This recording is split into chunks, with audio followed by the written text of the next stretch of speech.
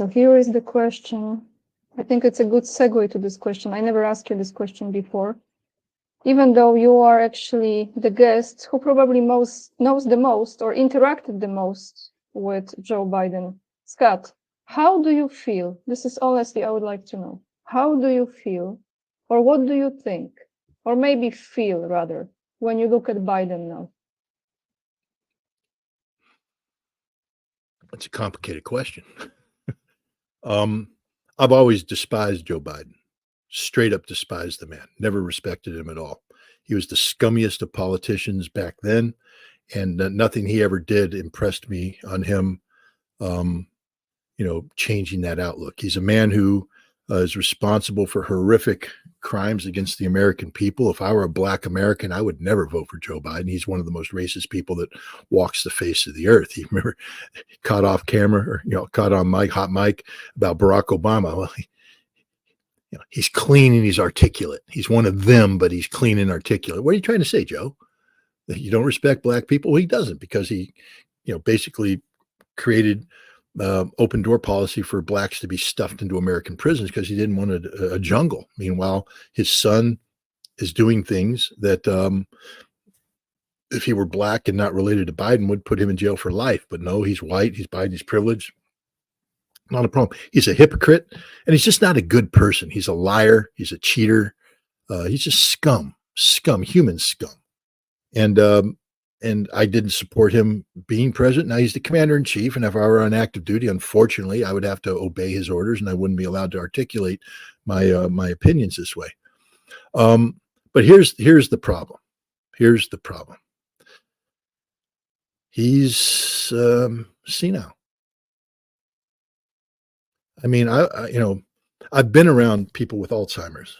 Back when I was with the fire department, I would often drive the ambulance. My wife was an EMT, and so whenever she was on duty, I would take off my firefighter hat, put on my ambulance driver hat, and we respond to the community. And oftentimes you respond to places that have Alzheimer's patients, and they have homes where these people are.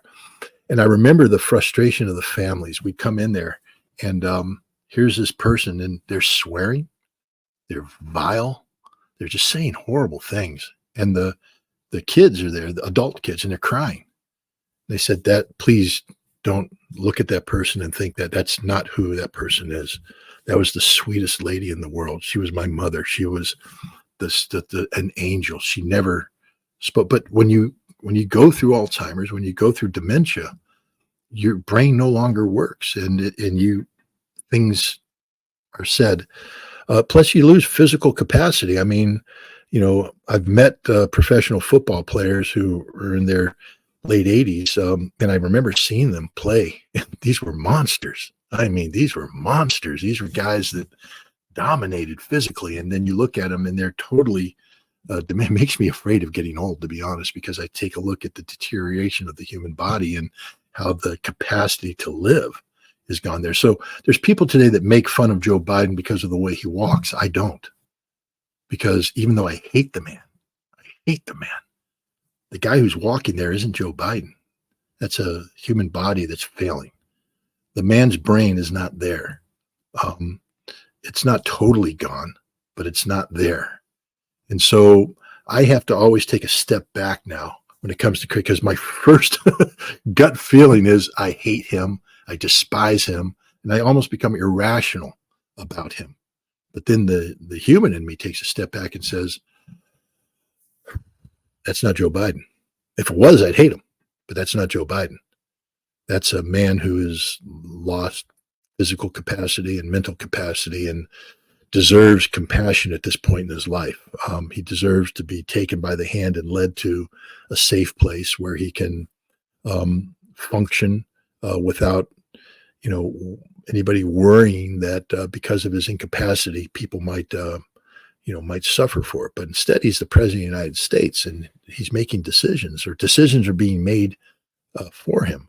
I'd really like to know who's running this show. Obama, I didn't. Right? Well, I don't know. There's a lot of talk about that behind the scenes, Obama, Hillary Clinton. What I would say is this: this is the danger. People always poo-pooed the deep state. Oh, there's no deep state. That's a conspiracy theory. We're a democratic constitutional republic. We have checks and balances. We have this, that, and the other thing. Well, what happens when you have a president who's non-functional and the vice president's still the vice president? Who's calling the shots? Where in the Constitution does it say you get to have a secret cabal of people who we don't know? So we don't know if they're elected, appointed. We don't know anything about them, but we do know that they're functioning in a way that the Constitution didn't envision happening, because the Constitution said when the president loses the ability to govern, I think it's amendment, the 24th Amendment, I think, you step in and the vice president can come in and do it. But the vice president's not stepping in. The man's clearly diminished, but they're playing games now. And so he's allowed to govern. But who's making the decisions? Who's writing the cards that he speaks from? Who puts those words to paper?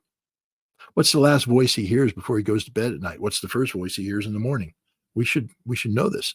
We should know how the decision-making process takes place. While it may be his signature on a piece of paper, who is responsible for putting those words down? Who makes final approval? Is the president cognizant of what he signs? Is he aware of everything that's done in his name? And the answer, I think, is no. And therefore, who's running this country? And who is the wizard, Scott? Who is the wizard? Where's the Wizard of Oz? Who's the man behind the screen, pulling the levers? And if we didn't vote for these people, and even if we did, if they're not functioning in a way that was envisioned, they're supportable by the Constitution, then we have a big problem in America today. There's people out there who rightfully can. I'm not going to condemn anybody who says Donald Trump's an affront to American democracy. I don't necessarily agree with everything they say, but there's enough problems with Donald Trump where you can say I'm not comfortable with him being the president because maybe his appreciation of constitutional democracy doesn't match mine. That's a legitimate thing. We can have an honest to God discussion about that. But understand right now, with Donald Trump, we're talking about theory.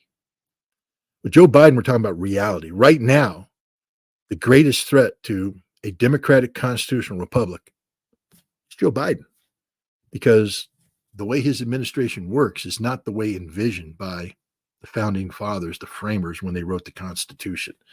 And this is a very scary thing, because if people can make these decisions, pull these strings, who's giving Anthony Blinken his marching orders? Who's giving Jake Sullivan their marching orders? And this is where it gets scary, because all the supporting cast for Joe Biden are Hillary Clinton and Barack Obama loyalists. And I would imagine that they spend a lot of time on the phone or talking to Hillary Clinton and Barack Obama to get guidance, because the president's non-functioning. The vice president's been unplugged and cast aside. The Speaker of the House, third in line, is from a different party that they don't want to have anything to do with. And so in order to stay in power, in order to continue to be able to control the levers, they're relying upon, an establishment that's unelected. I want to say something here, Scott, and I know this is I don't use this word often, that CIA has created conspiracy, but I will make a statement here. I think, in my humble opinion, all those people, and I agree with some comments, it's not even Obama who's running the show. There are people whose names we will never know, who are pulling the strings behind even the bankers and the politicians. Yes, there are some families, we know them, but there are some people which we will never know their names, and those are the ones who are doing this. And in a way, when you were saying all of this, I was thinking, in a way, that is actually a perfect scenario how to destroy America, to have administration like this, because that's what they want. I'm not disagreeing. I'm not happy at all with the state of play in America today. And again, I'm somebody, I don't want to generate too much controversy on your podcast, but I think people know that I'm not a big fan of what I call 9/11 conspiracies. I'm not a big fan of them. people are like, why aren't you listening to Ryan Dawson? And I keep saying, well, Ryan and I talk all the time.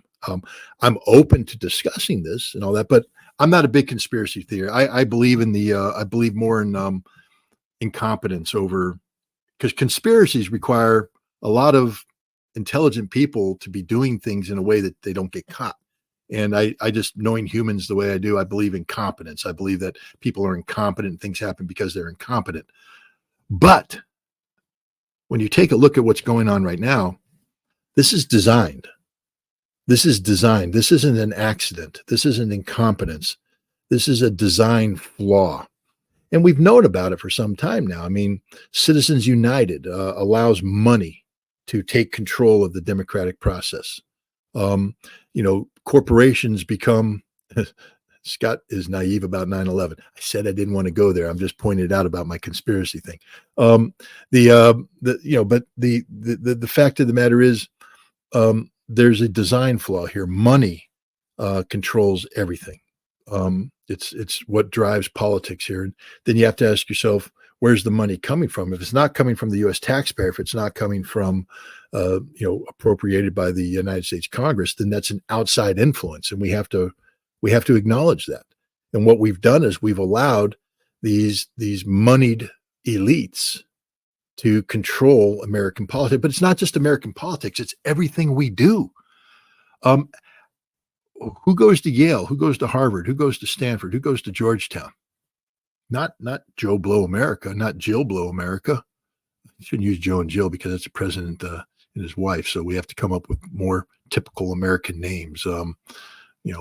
Bob and Cindy, whatever. But the average American, Joe Plumber, they don't go to Harvard, and therefore they're not part of the club. They're not part of the gang that now comes out there and falls in on what is in effect a sinecure, an automatic job, employment, rich, a lifestyle. It's there.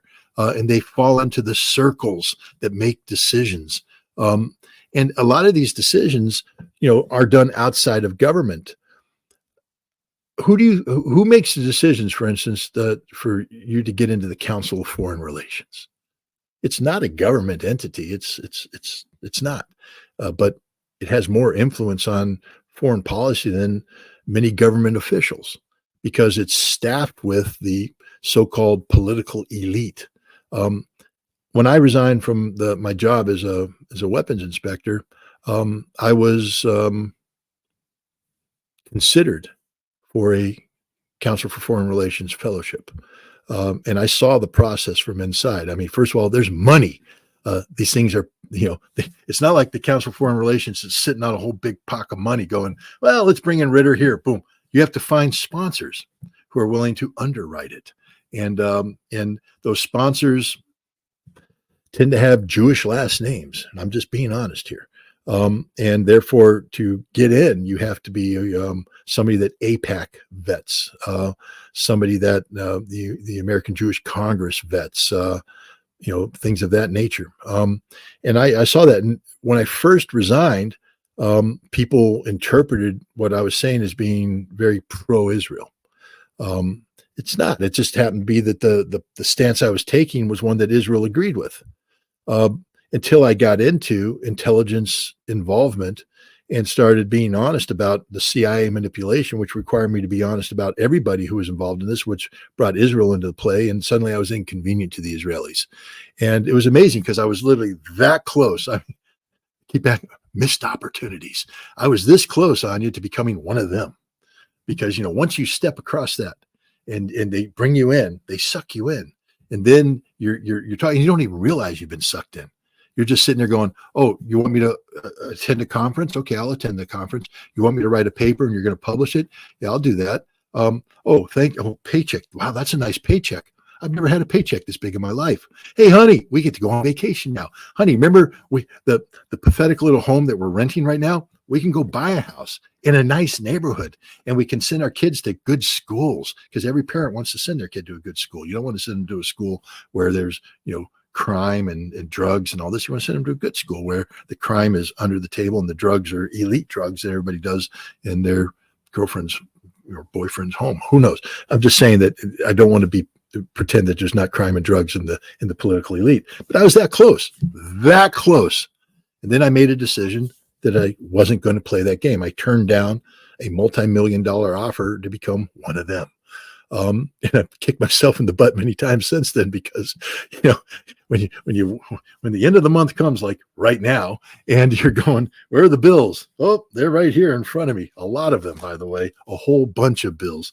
And you're going, how am I going to pay those bills? And generally what happens is you get one and you say, well, this is going to have to wait until next payday, because I can't pay this bill and buy groceries and, pay the mortgage and pay the electricity bill. So the bill gets waited. Then you get the phone calls. You're late. Don't worry. I'll pay you come the middle of the month.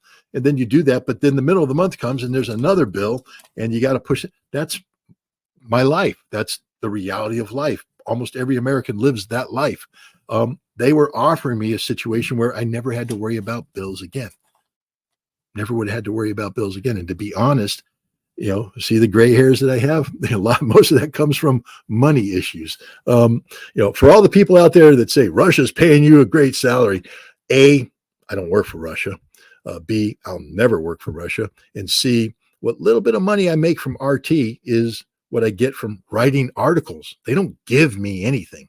I do write the occasional article for RT, and I get compensated at a rate lower than compensation that I would get from an equivalent American outlet, who I write for, by the way. Nobody says, Scott, Consortium News owns you. Joe Loria owns you. Hey, Joe, do you own me? Joe's like, shut up, Scott.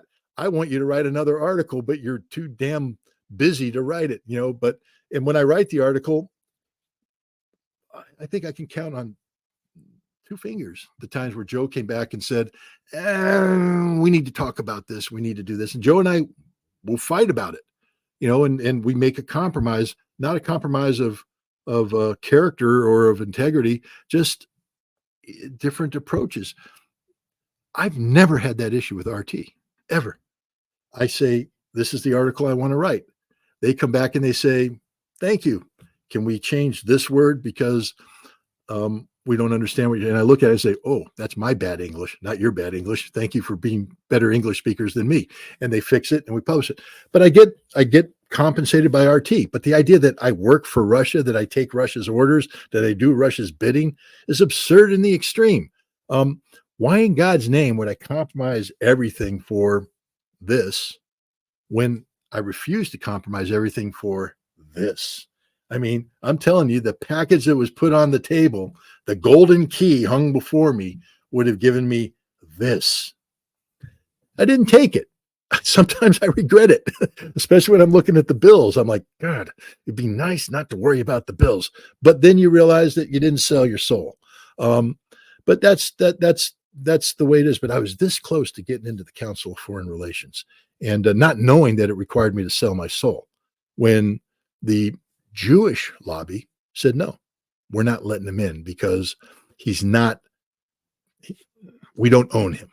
He's not going to do. And so what I'm trying to tell you is that anybody who's with the Council of Foreign Relations is owned, straight up owned. If you're teaching at Stanford, you're owned. If you're teaching at Harvard, you're owned. If you're teaching at Yale, you're owned. If you're attending those places, you're owned. They own you.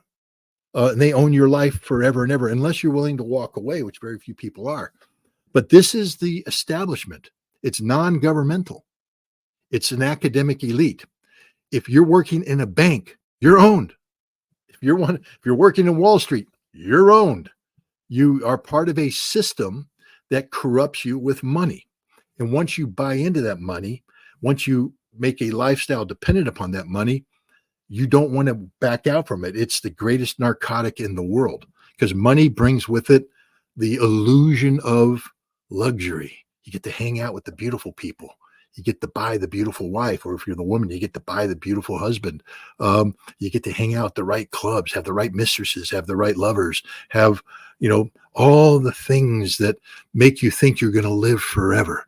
And then when you get old, You want to, hold on to that as much as possible. You're like the Rothschilds sitting there all decrepit and old, but continuing to, buy people off and control things and all that.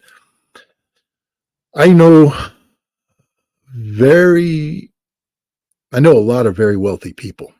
And I can say that of the wealthy people I know,